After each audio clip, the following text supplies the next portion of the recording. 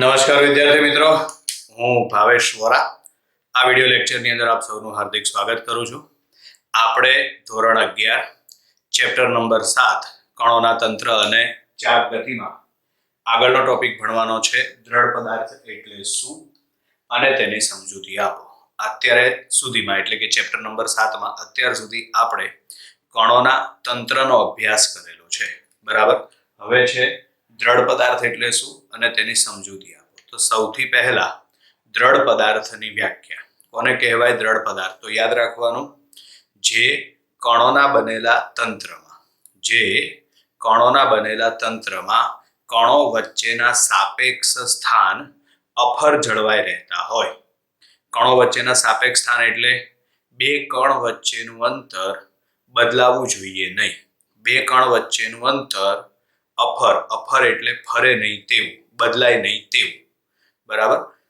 તો આવા પદાર્થને દ્રઢ પદાર્થ કહે છે. એટલે આ દ્રઢ પદાર્થની વ્યાખ્યા છે. જે કણોના બનેલા તંત્રમાં કણો વચ્ચેના સાપેક્ષ સ્થાન અફર જળવાઈ રહેતા હોય તો તેવા પદાર્થને દ્રઢ પદાર્થ કહે છે, બરાબર. એટલે આ દ્રઢ પદાર્થની વ્યાખ્યા છે.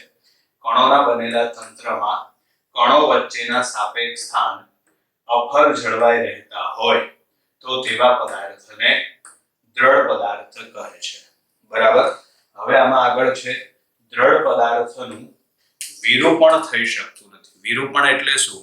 તો યાદ રાખવાનું, દ્રઢ પદાર્થમાં કોઈ ફેરફાર ના કરી શકાય. એના રંગરૂપમાં કે કોઈ પણ જાતનો એમાં ફેરફાર ના કરી શકાય. આકારમાં, બરાબર. એટલે એને સાયન્ટિફિકલ ભાષામાં શું લખવું પડે એને? તો કે દ્રઢ પદાર્થનું વિરૂપણ થઈ શકતું નથી, બરાબર.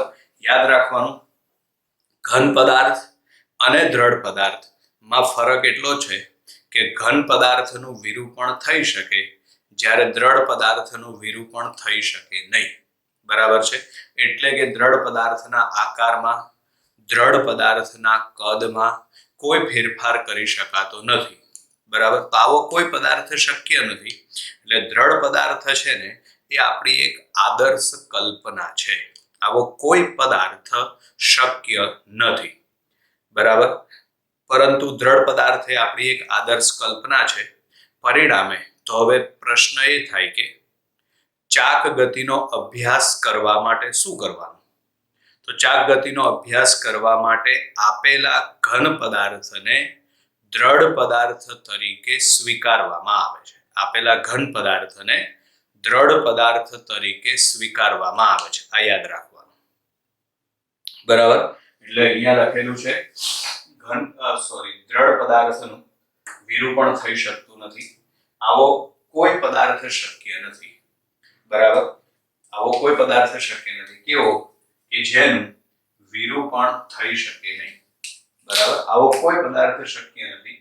પરંતુ ચાક ગતિનો અભ્યાસ કરવા માટે આપેલા ઘન પદાર્થને દ્રઢ પદાર્થ તરીકે સ્વીકારવામાં આવે છે. આપેલા ઘન પદાર્થને દ્રઢ પદાર્થ તરીકે સ્વીકારવામાં આવે છે, બરાબર.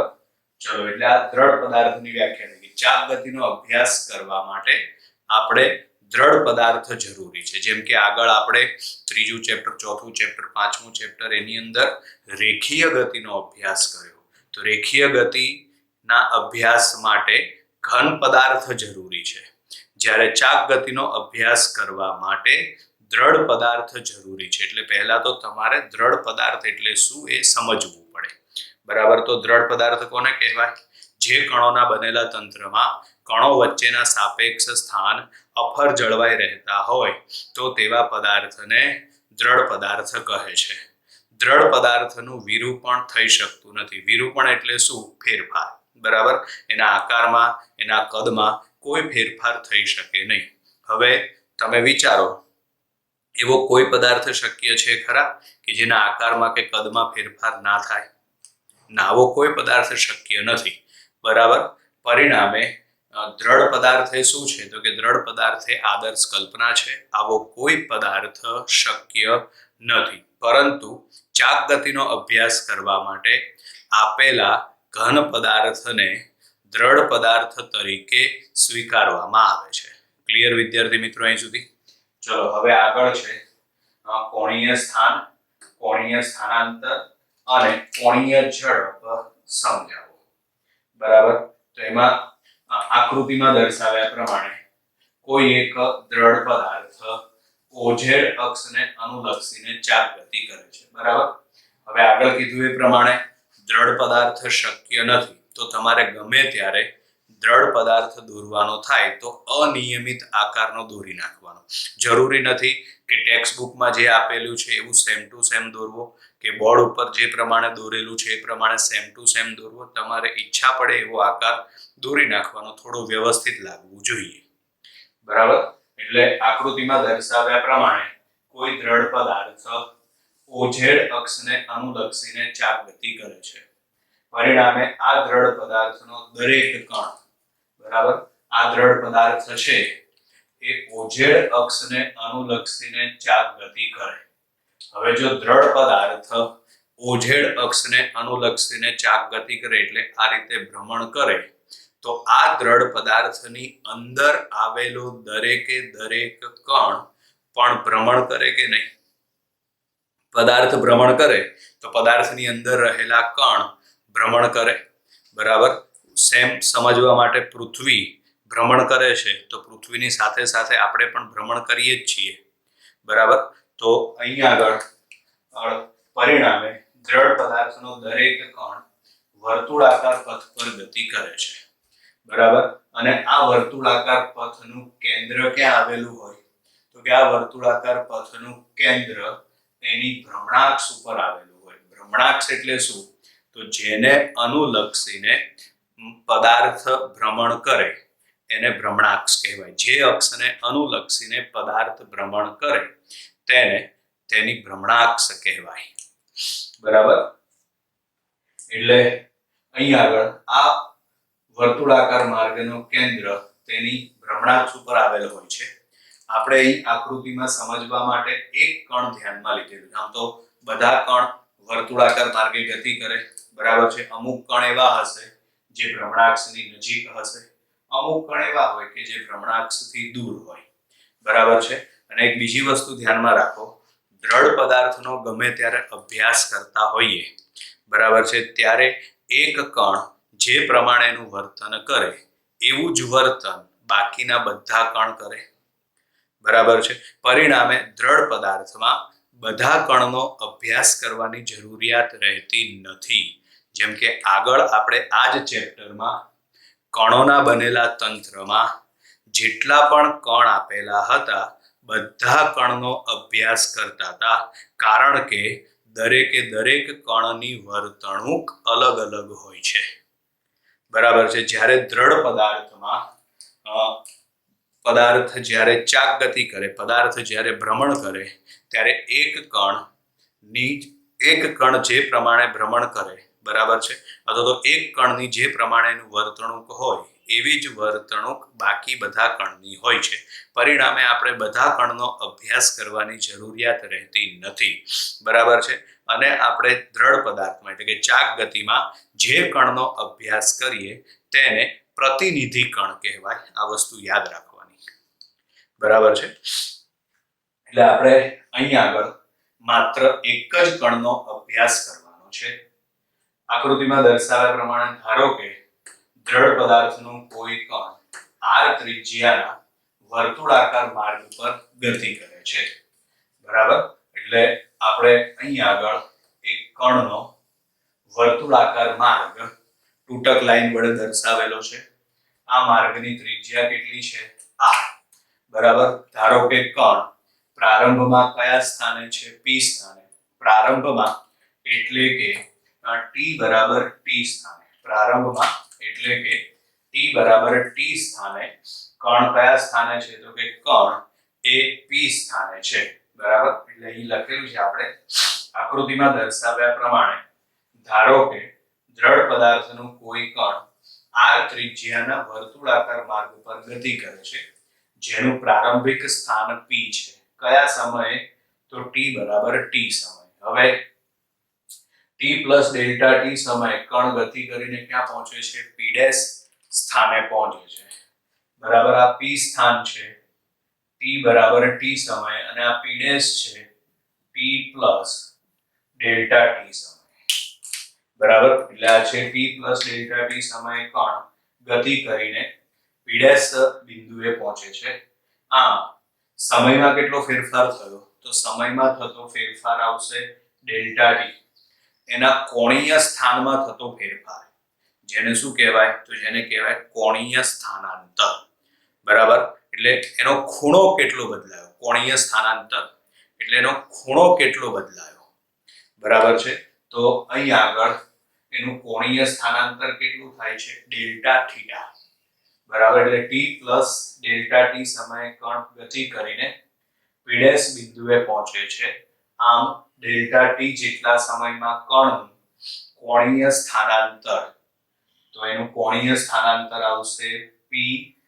c p' એટલે કે ડેલ્ટા થીટા કોણીય સ્થાનાંતર થશે ખૂણો p c p' બરાબર શું મળશે આપણને ડેલ્ટા થીટા હવે આગળ સરેરાશ કોણીય ઝડપ તો એની વ્યાખ્યા પ્રમાણે હવે કોણીય સ્થાનાંતર અને તે માટે લાગતા સમયના ગુણોત્તરને સરેરાશ કોણીય ઝડપ કહેવાય આ આગળ આપણે ત્રીજા ચોથા ચેપ્ટરમાં જે પ્રમાણે વ્યાખ્યા છે સરેરાશ ઝડપની ને એના જેવી વ્યાખ્યા છે બરાબર એટલે અહીં આગળ સરેરાશ કોણીય ઝડપ એટલે શું આવે કણનું કોણીય સ્થાનાંતર અને તે માટે લાગતા સમયના ગુણોત્તરને સરેરાશ કોણીય ઝડપ કહે છે કણનું કોણીય સ્થાનાંતર અને તે માટે લાગતા સમયના ગુણોત્તરને સરેરાશ કોણીય ઝડપ કહે છે એટલે અહીંયા આગળ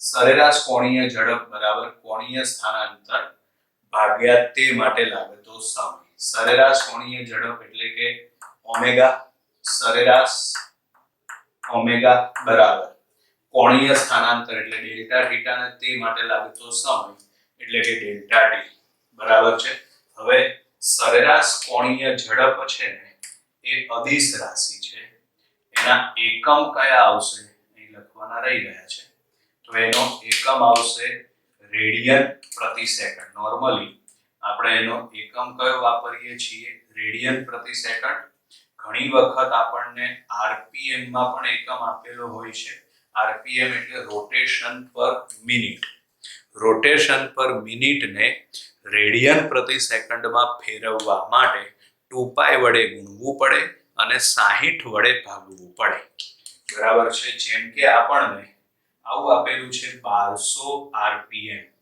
તો 1200 આરપીએમ એટલે રોટેશન પર મિનિટ એટલે આનો મતલબ 1 મિનિટમાં 1200 પરિભ્રમણ પૂરા કરે 1 મિનિટમાં 1200 પરિભ્રમણ પૂરા કરે બરાબર એટલે આ 1200 આરપીએમ થશે આને શેમાં ફેરવવાનું છે આપણે તો આને રેડિયન પ્રતિ સેકન્ડમાં ફેરવવાનું છે એટલે 2π વડે ગુણો અને 2π વડે ગુણો અને 60 વડે ભાગો બરાબર છે આનું સાદુરૂપ આપો અને જે જવાબ આવે એ રેડિયન પ્રતિ સેકન્ડ થઈ જાય બરાબર છે એટલે આ રીતે એની ગણતરી થશે બરાબર એટલે કોણીય ઝડપનો એકમ આવશે રેડિયન પ્રતિ સેકન્ડ અથવા તો બીજો એકમ આવશે આરપીએમ એટલે કે રોટેશન પર મિનિટ બરાબર એનું પારિમાણિક સૂત્ર અને લખવું હોય તે આવશે m0 l0 અને t-1 ચલો હવે આપણે તત્કાલીન કોણીય ઝડપ મેળવવાની આ જે સૂત્ર છે એ સરેરાશ કોણીય ઝડપનું છે આપણે તત્કાલીન કોણીય ઝડપ મેળવવી છે તો તત્કાલીન કોણીય ઝડપ મેળવવા માટે સમયગાળો ખૂબ જ નાનો લેવામાં આવે છે એના માટે limit delta T tends to 0 લેતા બરાબર એટલે તત્કાલીન કોણીય ઝડપ મેળવવા માટે limit delta T tends to 0 લેતા આનો મીનિંગ આપણે ત્રીજા ચોથા ચેપ્ટરમાં સમજાવેલું છે અને ત્યાં આવી પણ ગયેલું છે બરાબર એટલે તત્કાલીન કોણીય ઝડપ મેળવવા માટે limit delta T tends to 0 લેતા બરાબર છે એટલે આપણે આમાં લિમિટ લઈ લઈએ તો માટે ઓમેગા બરાબર limit delta T tends to 0 delta theta upon delta T બરાબર delta theta upon delta T ચલો લિમિટ દૂર થાય તો માટે ઓમેગા બરાબર શું આવે તો ઓમેગા બરાબર આવશે D theta upon DT. Omega બરાબર શું આવશે? D theta upon DT. બરાબર. મેથેમેટિક્સ પ્રમાણે વિચારીએ તો આને તો વિકલન કહેવાય. બરાબર. કોનું વિકલન કહેવાય? તો કે કોણીય સ્થાનાંતરનું સમય t ની સાપેક્ષમાં વિકલન કરતા કોણીય ઝડપ મળે છે. કોણીય સ્થાનાંતરનું સમય t ની સાપેક્ષમાં વિકલન કરતા કોણીય ઝડપ મળે છે. આમ કોણીય સ્થાનાંતરનું સમય t ની સાપેક્ષમાં વિકલન કરતા કોણીય ઝડપ મળે છે. બરાબર છે. હવે આગળ કોણીય ઝડપ, તો કે કોણીય ઝડપ એ અદિશ રાશિ છે, પણ જો એને દિશા સાથે દર્શાવવામાં આવે તો સદિશ થઈ જાય. બરાબર. અને જેને કોણીય વેગ કહેવાય. કોણીય ઝડપ એ અદિશ રાશિ છે, પણ જો એને દિશા સાથે દર્શાવવામાં આવે તો કોણીય વેગ મળે છે, અને કોણીય વેગ એ સદિશ રાશિ છે. બંનેમાં ફરક એટલો છે કે કોણીય ઝડપ એ અદિશ છે અને કોણીય વેગ એ સદિશ છે. બાકી એકમમાં ને બધું સરખું. બરાબર. કોણીય વેગની દિશા જમણા હાથના સ્ક્રૂના નિયમ વડે મેળવવામાં આવે છે. કોણીય વેગની દિશા જમણા હાથના સ્ક્રૂના નિયમ વડે મેળવવામાં આવે છે. શું કરવાનું? બરાબર. તો એની અંદર જમણા હાથના સ્ક્રૂને ભ્રમણાક્ષને સમાંતર ગોઠવવામાં આવે. આકૃતિમાં બતાવેલું જ છે. બરાબર. જમણા હાથના સ્ક્રૂને ભ્રમણાક્ષને સમાંતર ગોઠવવામાં આવે. પછી દ્રઢ પદાર્થ જે દિશામાં ભ્રમણ કરતો હોય તે દિશામાં જમણા હાથના સ્ક્રૂને ફેરવવામાં આવે. બરાબર છે. દ્રઢ પદાર્થ જે દિશામાં ભ્રમણ કરતો હોય તે દિશામાં જમણા હાથના સ્ક્રૂને ફેરવવામાં આવે. પરિણામે સ્ક્રૂ જે દિશામાં આગળ વધે તે દિશા કોણીય વેગની દિશા તરીકે લેવામાં આવે છે. બરાબર છે. કઈ રીતે ગોઠવવાનો જમણા હાથના સ્ક્રૂને? તો કે ભ્રમણાક્ષને સમાંતર. બરાબર. પછી જે દિશામાં દ્રઢ પદાર્થ ભ્રમણ કરતો હોય તે દિશામાં જમણા હાથના સ્ક્રૂને ફેરવવામાં આવે. પરિણામે સ્ક્રૂ જે દિશામાં આગળ વધે. બરાબર. આમ તો સ્ક્રૂ તો ત્યાં જ રહી, પણ એના આંટાનો અભ્યાસ કરવામાં આવે. બરાબર. તમે સ્ક્રૂને ગોળ ફેરવો એટલે એના આંટા જે છે એ ઉપર જતા હોય એવું લાગે, અથવા તો નીચે ઉતરતા હોય એવું લાગે. બરાબર છે. જમણા હાથના સ્ક્રૂને ભ્રમણાક્ષને સમાંતર ગોઠવવામાં આવે. દ્રઢ પદાર્થ જે દિશામાં ભ્રમણ કરતો હોય તે દિશામાં જમણા હાથના સ્ક્રૂને ફેરવવામાં આવે. પરિણામે સ્ક્રૂ જે દિશામાં આગળ વધે તે દિશાને કોણીય વેગની દિશા તરીકે ગણવામાં આવે છે. બરાબર. એ બોર્ડ ઉપર લખેલું જ છે અહીંયા આગળ. કોણીય ઝડપ એ અદિશ રાશિ છે, તેને દિશા સાથે દર્શાવતા કોણીય વેગ મળે છે. એટલે કે કોણીય વેગ એ કઈ રાશિ થઈ ગઈ? તો કોણીય વેગ છે ને એ સદિશ રાશિ છે. કોણીય વેગની દિશા જમણા હાથના સ્ક્રૂના નિયમની મદદથી મેળવી શકાય છે. બરાબર. આ રીતે જમણા હાથના સ્ક્રૂને ભ્રમણાક્ષને સમાંતર ગોઠવવાનો. જમણા હાથના સ્ક્રૂને ભ્રમણાક્ષને સમાંતર ગોઠવવામાં આવે છે. પરિણામે દ્રઢ પદાર્થ જે દિશામાં ભ્રમણ કરે, બરાબર, તે દિશામાં જમણા હાથના સ્ક્રૂને ફેરવવામાં આવે છે. પરિણામે સ્ક્રૂ જે દિશામાં આગળ વધે તે દિશા કોણીય વેગની દિશા ગણવામાં આવે છે. બરાબર. એટલે આ જમણા હાથના સ્ક્રૂનો નિયમ થયો. બરાબર છે. ચાક ગતિ કરતા હોય, તમે અત્યારે ચાક ગતિનો અભ્યાસ કરવાની શરૂઆત કરી છે. બરાબર છે. તમને એમ થાય કે ચાક ગતિનો અભ્યાસ કરતા હોય તો ચાક ગતિ કરતા હોય એવા પદાર્થ વ્યવહારમાં કયા કયા આવે? બરાબર છે. કે જે આપણે નોર્મલી જોતા હોઈએ. તો નાના હોઈએ ત્યારે આપણે ભમરડા ફેરવેલા હોય, તો ભમરડો જ્યારે પોતાની ધરી ઉપર સ્થિર ભ્રમણ કરતો હોય, બરાબર છે, તો ત્યારે ભમરડો છે ને ચાક ગતિ કરે છે તેમ કહેવાય. બરાબર છે. આ ઉપરાંત આપણો દરવાજો, ઘરના દરવાજા જે હોય એને ખોલીએ અને બંધ કરીએ ત્યારે દ્રઢ પદાર્થ એટલે કે દરવાજો ચાક ગતિ કરે છે તેમ કહેવાય. આ કિસ્સામાં દરવાજાને દ્રઢ પદાર્થ તરીકે ગણવામાં આવે છે. ખરેખર એ દ્રઢ પદાર્થ નથી, એ ઘન પદાર્થ છે. કારણ કે દરવાજો લાકડાનો કે પ્લાસ્ટિકનો ફાઈબરનો બનેલો હોય, એ બધા ઘન પદાર્થ છે. પણ જો દરવાજાને ખોલવા અને બંધ કરવાની પ્રક્રિયામાં આપણે ચાક ગતિનો અભ્યાસ કરીએ તો આપેલ દરવાજો ભલે ગમે તે મટીરિયલનો બનેલો હોય પણ તેને દ્રઢ પદાર્થ તરીકે સ્વીકારવામાં આવે છે. સેમ કન્ડિશન ભમરડામાં પણ એ જ રીતે. ભમરડો લાકડાનો કે પ્લાસ્ટિકનો બનેલો હોય નોર્મલી, બરાબર છે. પણ જ્યારે આપણે ભમરડાની ચાક ગતિનો અભ્યાસ કરીએ ત્યારે ભમરડાને દ્રઢ પદાર્થ તરીકે સ્વીકારવામાં આવે છે. આ ઉપરાંત પૃથ્વી પોતાની ધરી ઉપર ભ્રમણ કરે છે. પૃથ્વી પોતાની ધરી ઉપર ભ્રમણ કરે છે.